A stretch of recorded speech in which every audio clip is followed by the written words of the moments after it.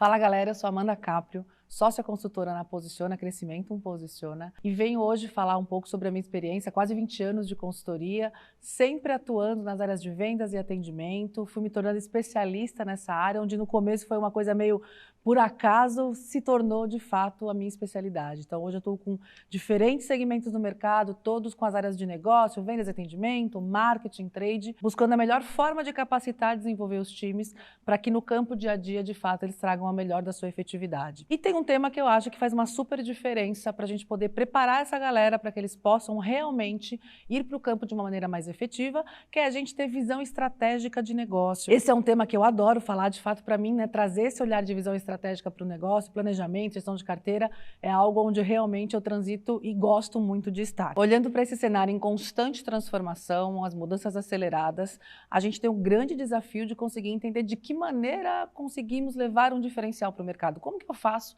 para me diferenciar da concorrência, de fato, fazer algo que não seja mais comoditizado? E um dos pontos, né, que a gente precisa entender é que esse mercado, cada vez mais, ele traz para a gente uma realidade onde vendas virtuais vão se tornando um novo momento, né? A relação híbrida com o cliente cada vez mais está em pauta. Por conta disso, investir em tecnologia, em plataformas, em CRMs é o que as empresas vêm fazendo para conseguir gerar maior conexão, estar mais próximo dos clientes, colocar o cliente no centro, entender o quanto que informação precisa se transformar em ação. Então, hoje a quantidade de dados, né, a gente tem o Big Data, a gente tem a famosa frase que dados, né, são o novo petróleo, são essenciais de fato, mas mais importante do que ter os dados e as informações é o que a gente faz com eles, né, de que maneira que eu conduzo as informações que chegam para mim, levando diversidade cada vez mais também como uma pauta a ser trabalhada. E aí os grandes desafios que a gente tem em todo esse processo é garantir essa presença no ambiente virtual. Então, como é que eu me faço presente? E lembrando que presença não é estar perto, né, mas é você conseguir estar junto, você estar dentro, né, você conseguir realmente capturar ali a essência, a necessidade de cada um que você se relaciona, sempre gente lidando com gente. Para isso, efetividade de contatos é algo que é essencial para que você consiga priorizar as suas ações. E já que o mundo muda desde que o mundo é mundo, uma coisa que é essencial que a visão estratégica de negócio traz para a gente é lembrar que aquilo que trouxe você até aqui não necessariamente vai te levar para frente. Por quê? Porque o que te fez chegar até aqui foi ótimo, foi maravilhoso, mas não necessariamente, diante de todas as mudanças que vêm ocorrendo, vai ser suficiente para te levar, né, ainda mais à frente. E com tudo isso, hoje, o que a gente fala muito é que não adianta só você olhar para aquilo que você faz, mas principalmente você precisa olhar o como você faz isso acontecer, né? Então, Carol Monciola sempre fala, né, que o como você faz é tão ou mais importante do que aquilo que você faz. Então, é tão importante quanto. E o como você faz, olhando para o mercado, olhando para a visão estratégica, é lidar com um dilema que é de todos nós, todos os dias no campo, pensando em clientes. A gente sabe que tem um mercado onde os clientes estão cada vez mais exigentes, onde a concorrência está cada vez mais acirrada. E aí a gente parte da seguinte premissa: se eu não faço tudo aquilo que o cliente quer, eu quebro. Mas se eu faço tudo o que ele quer, eu quebro mais rápido ainda. E aí a grande dificuldade é como é que eu equilibro, né, essa minha relação, olhando para aqueles clientes que são mais rentáveis, olhando para aqueles clientes que são um pouco mais estratégicos, de que maneira eu tomo minhas decisões. Então, a grande sacada de tudo isso, ao você ter essa visão mais ampla, você começa a tomar decisões de forma muito mais deliberada, mais consciente, tendo inclusive a consciência daquilo que pode não dar certo, para que seu tempo de resposta, inclusive, seja muito mais rápido. E essa eu queria contar para vocês uma história, né, que me fez sempre refletir sobre a importância desse momento, uma situação que inclusive eu vivenciei na minha casa, né, sobre essa questão de visão mais estratégica e mais ampla da situação. Eu tenho 2 filhos, João e Rafael, João sendo o mais velho, com 16 anos, Rafa com 15, e os dois, né, estão muito próximos ali na idade, então sempre muito próximos na escola, fui acompanhando todo o desenvolvimento. João sempre foi muito mais autônomo na escola, né, tomando ali as suas decisões, fazendo com responsabilidade suas tarefas, tendo boas notas. Então foi uma criança que, né, desde sempre eu não precisei estar muito perto para conseguir que as coisas acontecessem, embora gerasse proximidade para entender se tinha alguma dificuldade no caminho. Isso sempre funcionou, sempre deu muito certo. Quando veio a pandemia, ele rapidamente se adaptou a esse processo do online, onde de fato, né, a autonomia aumentou demais, porque você está sem a tutoria do professor ali lado a lado, na sala de aula, junto com os amigos, e isso fez com que, né, ele caminhasse muito bem e transitasse nesse processo digital de uma maneira muito bacana. Eu, por pressuposto, entendi que o Rafa teria a mesma conduta, né? Então, quando entrou no online, para mim, o Rafael também teria essa adaptação, até porque eles são numa geração digital, né? Super ali alinhado e super tecnologicamente falando, né? Ali conhecedor do que tem que ser feito, para mim ia ser tranquilo. E realmente tomei a mesma conduta que eu tinha com o João. Deixei tocar, dei autonomia, ia só questionando, fazendo ali um check-in de vez em quando. Rafa, tudo certo? Tudo, mãe. E fui, né, levando. Até que, né, no final do primeiro ano da pandemia, eu tomei um susto. Né? E eu tomei um susto por quê? Porque a hora que eu me deparei, né, com o Rafael quase perdendo o ano por uma questão de dificuldade de aprendizado, de notas, eu realmente olhei para aquilo e falei, cara, como é que eu deixei chegar nessa situação? Mas, poxa, o João tocou tão bem, o que será que aconteceu com o Rafael? E aí, galera, fazendo um paralelo, né, foi exatamente essa questão que a gente fala que acontece no campo. Né? Na hora que eu me lidei, né, com o Rafael, da mesma forma como eu faço com o João, eu só esqueci de considerar um único ponto, que pessoas diferentes têm desejos e necessidades diferentes. O que serve para um nem sempre vai servir para o outro. E essa máxima é o que a gente aplica no dia a dia no campo. Tudo aquilo que a gente faz olhando para a nossa carteira, eu preciso olhar de forma customizada, eu preciso olhar para cada cliente especificamente. Nem sempre o que para um dá certo e funciona é uma estratégia que para o outro vai funcionar também.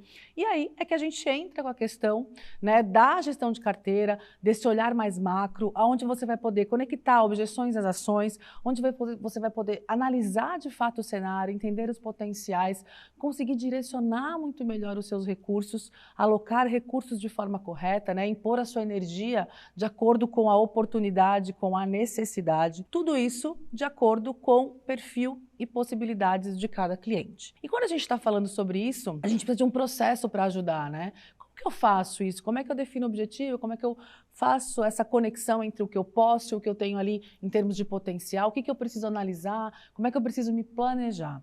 E aí, obviamente, que a gente cai no bom e velho clássico PDCA. Ou seja, eu preciso planejar as minhas ações, mas assim que eu for para a execução, eu preciso colocar em prática, monitorar os meus resultados para saber se eu estou chegando, né, ou não, aonde eu quero chegar, e, obviamente, se precisar, traçar rotas de correção para que eu continue, né, ao alcance do objetivo inicial que estava no meu planejamento. Uma maneira da gente fazer isso é sempre olhando, né, para essa correlação entre o meu resultado, o meu potencial e a minha efetividade. Ou seja, quando você pega o resultado da sua carteira, você tem duas opções. Ele está bom ou ele está ruim. Se ele estiver bom, é a máxima. Ótimo, maravilhoso, mas você pode sempre fazer melhor. Se ele estiver ruim, eu preciso me perguntar, bom, deixa eu entender então o meu potencial, para entender se a questão está, de repente, eu posso ter superestimado as oportunidades da minha carteira e feito uma previsão de vendas maior do que de fato eu pude alcançar, né? Ou seja, eu revejo a minha estratégia para saber se realmente aquilo que eu havia planejado, né, tem ali coerência com a minha atuação. Agora, se eu vejo que o potencial existe, né, e que eu não tive resultado, aí eu preciso olhar para a efetividade, que é o próximo passo. Ou seja, qual é o nível de esforço que eu imponho em cada uma das minhas contas para conseguir capturar esse potencial percebido. E aí, galera, não tem jeito, é uma conta matemática.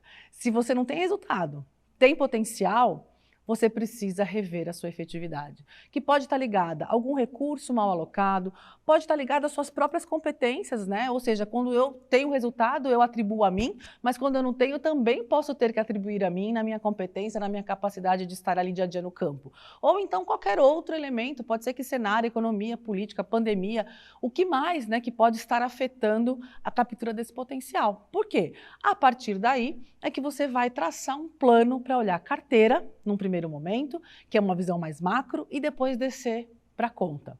E aí eu só queria contar uma coisa para vocês, que eu acho que é uma analogia bacana que ajuda a gente a pensar sobre esse tema, que é o seguinte: quando eu falo da gestão de carteira, de território, eu estou falando dessa visão mais ampla.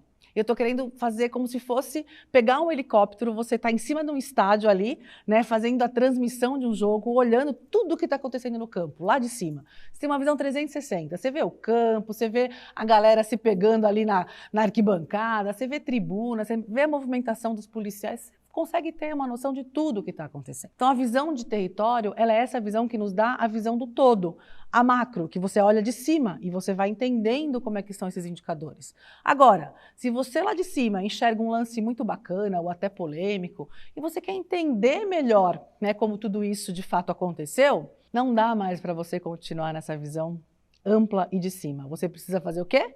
Você precisa descer no campo e ir até o jogador e entender aquilo que você enxergou, ouvindo dele, para que você possa compreender realmente o que aconteceu. E isso, galera, é descer no campo e falar com o jogador, é a gestão de contas. Ou seja, primeiro eu olho o macro, eu penso meus indicadores de resultados, como é que eu avalio? Eu olho o market share, eu olho a performance da concorrência, eu vejo o meu Pareto, olho para faturamento, eu posso ter uma série de indicadores que me tragam a percepção, né, de resultados de acordo com a minha atuação. Cada segmento tem o seu, cada empresa tem a sua, né, tem a sua determinação de indicadores que são utilizados, quais são os KPIs. Eu olho para os meus indicadores de potencial, que dependendo do segmento que eu estou, podem ser várias coisas, tamanho de empresa, número de pessoas, né? Pode ser ali o quanto que eu tenho de conquista dentro do próprio cliente, ou seja, o meu share of wallet, né? O quanto que eu tenho ali da pizza, qual que é o percentual, para saber que todo o resto ainda pode ser conquistado. E olho a minha efetividade, que pode ser minha frequência de contatos, de visitas, o mix de produto que eu levei para o cliente, que mais que eu posso ofertar, os recursos que eu utilizo para as negociações acontecerem, quais são e quem são as pessoas com as quais eu me relaciono, ou seja, eu tenho uma série de informações quando eu estou olhando para a carteira. E aí, quando eu vou para a conta, eu vou especificamente olhar para cada cliente e entender ali no dia a dia quais são os nossos objetivos direcionados lá na carteira inicialmente, se eu quero crescer volume, se eu quero trabalhar relacionamento, se eu quero trabalhar suporte, verificação de satisfação. Para cada objetivo determinado inicialmente, eu tenho uma prioridade de ação. E cada prioridade de ação faz com que eu perceba qual é a minha necessidade na execução. Então, depois que você definiu todo o objetivo da sua carteira inicialmente, que você olhou o macro, né, das informações, você precisa, de repente, trabalhar, né, se você quer ter como objetivo a conquista de maiores resultados, a sua prioridade pode ser, por exemplo, vender produtos de maior valor agregado, trabalhar um cross-sell, enfim. Para cada objetivo, você precisa ter uma prioridade específica. E quando você desce para a conta, isso fica muito mais claro, porque se eu quero crescer volume de vendas no cliente A, provavelmente o que eu tenho que fazer é muito diferente do que eu preciso fazer no cliente B, também para crescer em volume de vendas. E esse olhar de conta me faz perceber, inclusive no cenário, de que forma que eu posso atuar para conseguir entender as oportunidades, as ameaças. Então, aqui não tem como fugir. A SWOT é clássica para nos ajudar a entender cenário dentro da nossa empresa e fora da nossa empresa, ou seja, quais são as fortalezas e as nossas fraquezas. Até porque na hora que eu olho o cenário da nossa instituição, da organização, da companhia, eu consigo depois trazer isso para dentro da conta. Naquela conta específica, quais são as minhas oportunidades, quais são as minhas ameaças e quais são principalmente as minhas fraquezas e fortalezas. E olhando para todo esse cenário, a gente começa a trazer informações como, por exemplo, poxa, para eu aumentar o volume de vendas, quais são as pessoas que eu tenho que me relacionar? E aí a gente está falando do fluxo de tomada de decisão. A gente precisa analisar os stakeholders, quem são as pessoas que a gente se relaciona, o que elas desejam, quais são as expectativas, o que elas valorizam, qual o seu papel na tomada de decisão. Galera, para não ficar lá, né, perdendo tempo muitas vezes falando com alguém que é super receptivo, mas que na tomada de decisão não tem muita atuação. Ele pode ser no máximo um influenciador, mas ele não é o decisor, ele não é o aprovador e eu preciso chegar também nessas pessoas. Então, diante de todo esse processo, olhando para toda a nossa atuação, eu olho para o meu objetivo inicial, eu pego as informações específicas de cada conta, eu traduzo tudo isso num bom e velho plano de ação. E aí é óbvio que a gente tem uma série de possibilidades, exemplos, mas o nosso 5W2H é algo que nos coloca numa página muito bacana e bem ali descritiva daquilo que a gente pode fazer para conseguir implementar as nossas ações. E aí lembrando, né, que quem não mede não gere, então se você não medir os resultados desse plano de ação que vai para a prática, você perde o controle sobre a carteira e muitas vezes você é gerido por ela. E quando você é gerido por ela, sabe o que pode acontecer? Você pode pegar a síndrome do Robin Hood, que é você tirar do que tem mais, dá para aquele que tem menos, porque você tem mais acesso, mais relacionamento, mas você não está olhando potencial, ou você acaba atendendo no grito. Aquele cliente que chama mais, que te pede mais, te busca muito mais a sua presença, é onde você, de fato, tem mais frequência de atuação. Então, para que isso não aconteça, é preciso que a gente faça o acompanhamento, faça o monitoramento e, se necessário, faça a correção de rota. Então, para a gente fechar, galera, aqui, né, o bate-papo, a questão é, os planos, eles podem ser alterados, as metas não. Portanto, se você tem um objetivo a ser alcançado e você percebe, né, que nas atuações que você vem tendo, nas ações sendo realizadas, você talvez esteja um pouco mais distante do que você gostaria, você muda o plano, mas você não muda a meta. Valeu!